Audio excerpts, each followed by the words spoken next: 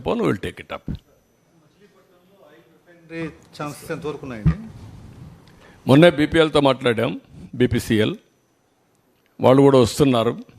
అది వస్తే ఇక్కడ పెడతారా ఎక్కడ పెడతారా వాళ్ళ కన్వీనియన్స్ అవన్నీ మాట్లాడుకొని మ్యూచువల్లీ అగ్రీడ్ ప్లేస్లో పెట్టాలని, మన రాష్ట్రానికి రావాలని ఆశిస్తున్నా. Okay, thank you.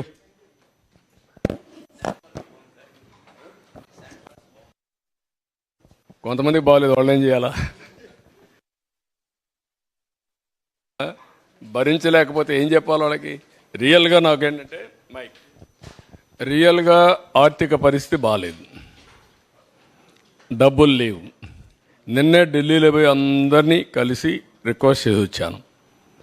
ఒక పక్క ఎవ్రీ డే టు డే 1,00,000 కోట్లు ఎంత ఉంది, అది కూడా రేపు ఎల్లుండి తీస్తాం, అప్పుడు ఫైనాన్స్ అప్పుడు చెబుతాం. అప్పులు ఉన్నాయి, అప్పుల వాళ్ళు ఎవ్రీడే తిరుగుతున్నారు. ఇప్పుడు వాళ్ళతో ఒక బాధ ఉంది. చిన్న చిన్న వాళ్ళు ఉన్నారు. వాళ్ళు ఈవెన్ మా పార్టీ వాళ్ళు ఎప్పుడైతే నరేగా చేసి అప్పట్లో ఆ డబ్బులే ఇవ్వాల, కోర్టు పోయినా ఇవ్వాల, ఇలాంటివన్నీ ఉన్నాయి. అవన్నీ క్లియర్ చేయాలి.